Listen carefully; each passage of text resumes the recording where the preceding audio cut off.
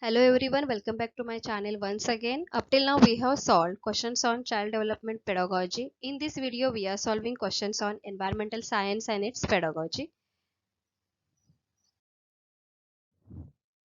So our first question is, what is the location of Jammu and Kashmir and Goa with respect to Bihar in India?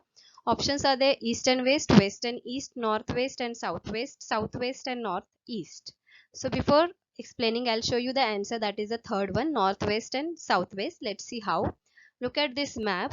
You can see on the south side of the Bihar, Goa, and on north side of the Bihar, Jammu Kashmir. But they are not exactly on south and north side respectively, right? So what is the location? Northwest, that is the location for Jammu Kashmir, and southwest, that is the location for Goa. So our next question is, under which of the following conditions will the process of evaporation be slowest? The same question was asked in the paper of UTET, that is Uttar Pradesh TET in 2019. Options are there: both surface area and temperature increases, surface area increases but temperature decreases, surface area decreases but temperature increases, and both surface area and temperature decreases. So first of all, let's see what is evaporation. Evaporation is a type of vaporization which refers to the process of liquid changes into gas. मतलब जहाँ पे ऐसा process है जहाँ पे liquid change हो रहा है गैसियस स्टेट में, सो वन स्टेट से अदर स्टेट में जा रहा है. Okay, that is the process of evaporation. And you need to remember this sentence: rate of evaporation increase by increasing the surface area. मतलब उसका जो रेट है, अगर हम सरफेस एरिया बढ़ाते हैं तो रेट ऑफ इवेपोरेशन इंक्रीज होगा, बट टेम्परेचर डिक्रीज करने से उसका रेट ऑफ इवेपोरेशन डिक्रीज होगा. इसलिए जहाँ पे क्वेश्चन में पूछा है process of evaporation be slowest, so हमें क्या करना पड़ेगा, उसका सरफेस एरिया भी डिक्रीज करना पड़ेगा और टेम्परेचर भी डिक्रीज करना पड़ेगा. So answer is fourth one, both surface area and temperature decrease.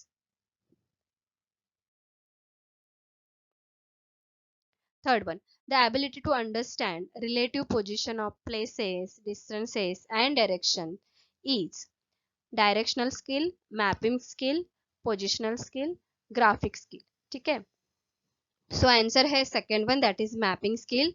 Okay, mapping skill, map क्या है? Is a visual representation of an area.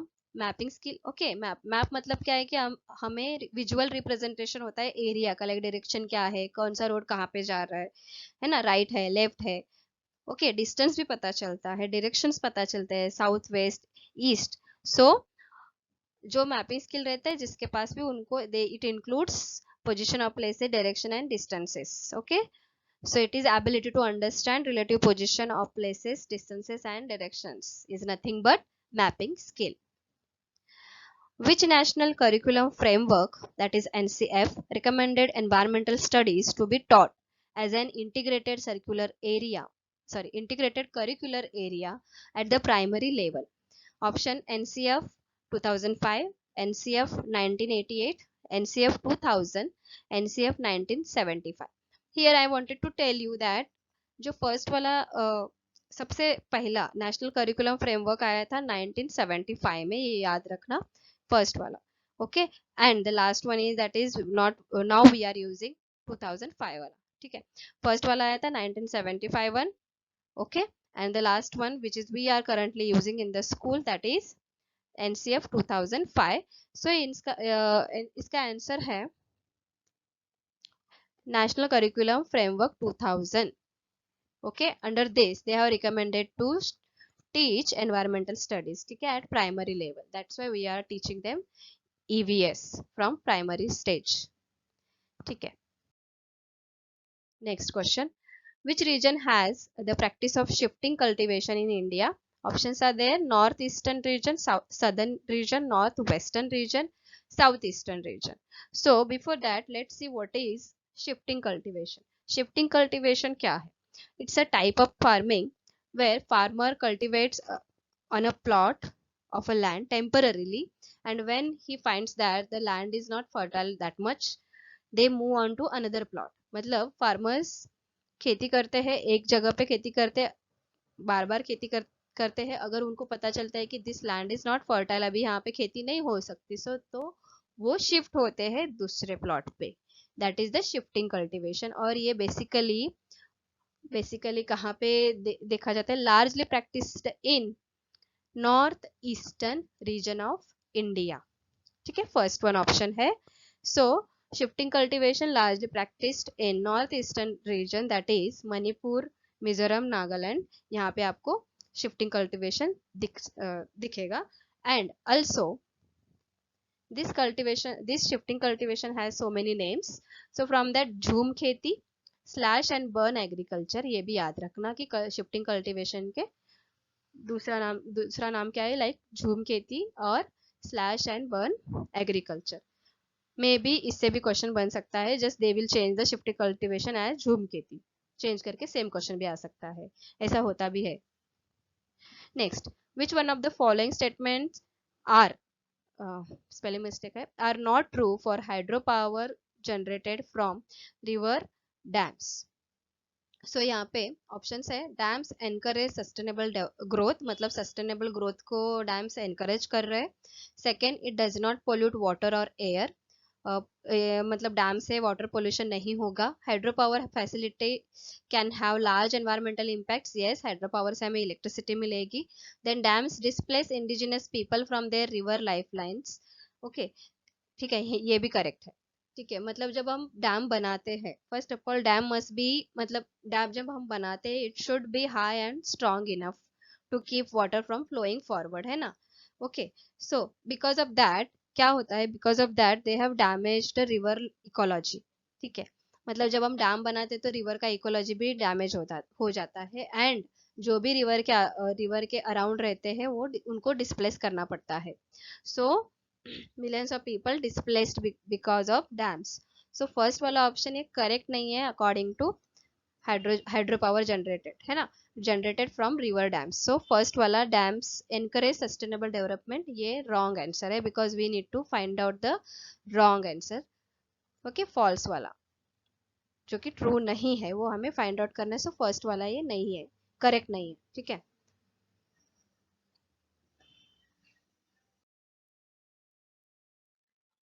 which of the following is or are greenhouse gas or gases? Carbon dioxide, methane, water vapor, all of the above. Answer आएगा all of the above.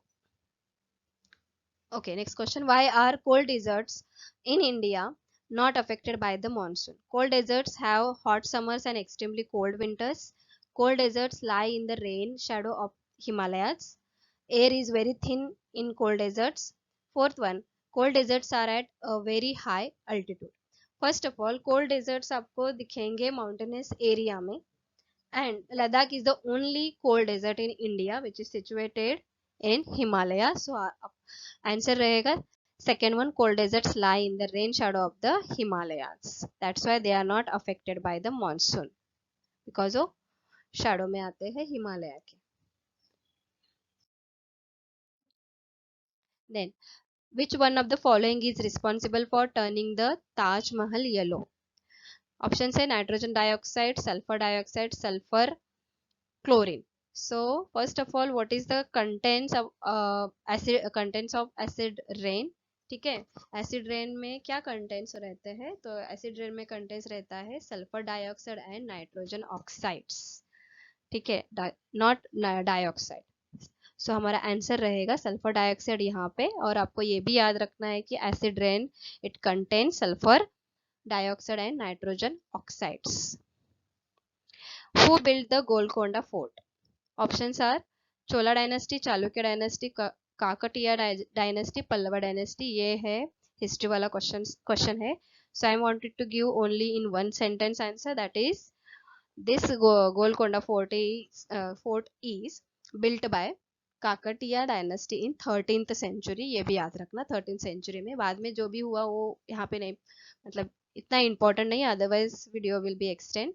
ठीक है, कभी हम discuss कर लेंगे उस पर भी कि बाद में क्या हुआ। ठीक है, an object in which no light rays can pass through is called. ठीक है, यहाँ पे अगर आपने लाइट का लेसन किया है तो आपको याद रहेगा ओपेक, ट्रांसलूसेंट, ट्रांसपेरेंट। कॉन्वेक्स तो ये लेंस का एक टाइप है, तो ये फोर्थ वाला ऑप्शन नहीं आएगा। ठीक है, सो ओपेक मतलब जहां जहां से लाइट पास नहीं हो सकती, फॉर एग्जांपल वॉल है। ठीक है, वॉल है, कोई वुडन टेबल है ना, तो वो ऑप्शन रहेगा ओपेक, मतलब आंसर रहेगा फर्स्ट वाला। An object in which no light rays can pass through नहीं होगा। ओके, दूसरे रूम से मतलब दूसरे वॉल से दूसरे वॉल ऐसे लाइट पास हो सकती है क्या? नहीं हो सकती। So that is the OPEC material. Translucent मतलब थोड़ा सा ट्रांसपेरेंट है। ओके, ट्रांसपेरेंट शीट है, कोई भी प्लास्टिक ले लो आप, ठीक है, उसमें से लाइट पास होती है। ट्रांसपेरेंट मतलब ग्लास, जो पूरा लाइट पास होती है, ठीक है। The rate of dissolution of a solute depends on pressure, temperature, surface area, weight. So dissolution of solute मतलब जब हम रिएक्शन करते हैं, जो भी हम रिएक्शन देते हैं वो सोल्यूट रहेगा। बाद में वो सोल्यूशन बनता है जब हम यूज करते हैं, क्या मतलब रिएक्शन करते हैं वहां पे। यहाँ पे हमारा ऑप्शन रहेगा टेम्परेचर। आंसर रहेगा temperature, because the rate of dissolving depends upon the surface of area, temperature. यहाँ पे सरफेस ऑफ एरिया दिया है, लेकिन एंड स्टरिंग, हम कितना स्टर करते हैं, but the temperature is the must. Temperature ही नहीं रहेगा तो वो डिजोल्व कैसे होगा ना, because they are asking about rate of dissolution, not the rate of evaporation. Okay, अगर वो यहाँ पे पूछ लेते तो वहां पे भी answer temperature and surface area आता, लेकिन रेट ऑफ डिजोल्यूशन पूछ रहे किसका? सोल्यूट का, and it depends on temperature. Okay, and also how much liquid you are adding, but liquid option नहीं दिया है यहाँ पे, है ना, सोल्यूशन ऑप्शन नहीं दिया है। आंसर आएगा टेम्परेचर। सुषमा वांट्स, ये अभी पेडागोजी के क्वेश्चन है, ईवीएस पेडागोजी के, ठीक है। Sushma wants her students to be sensitize to the conservation of trees, मतलब सुषमा एक टीचर है, उनको लगता है कि उनके बच्चों को कंजर्वेशन ऑफ ट्रीज का महत्व समझना चाहिए। So which one of the following is the most suitable strategy to do so, वो क्या कर सकती है। So conducting a debate in classroom, मतलब डिबेट चालू कर सकते हैं, लाइक डिस्कशन होगा, ओके, दो ग्रुप्स में, then group discussion, same group में डिस्कशन होगा, पोस्टर मेकिंग रहेगा, helping children to adapt and nurture a plant.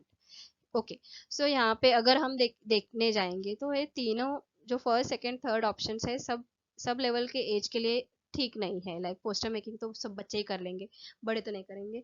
Okay, discuss भी बड़े करेंगे, लेकिन डिस्कस बच्चे तो नहीं करेंगे।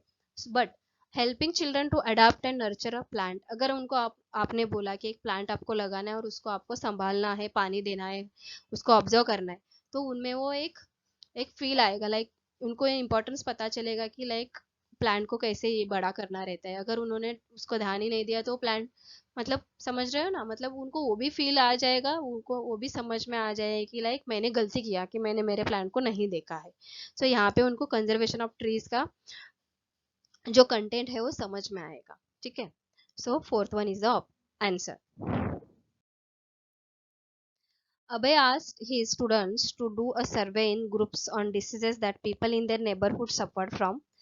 The survey is not mentioned in the textbook, which option is not relevant to his teaching learning strategy. मतलब अभय एक टीचर है, उन्होंने बोला कि अपने स्टूडेंट को आपको एक ग्रुप ऑन स्टडीज मतलब सर्वे करने के लिए बोला है, बट वो बुक में नहीं है।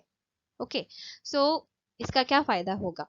It provided an opportunity to interact with the community, मतलब कम्युनिटी के साथ इंटरेक्शन का एक ऑप्शन बन जाएगा। It help children connect learning with real life, मतलब बच्चों को रियल लाइफ के साथ कनेक्ट होने का एक ऑप्शन मिलेगा।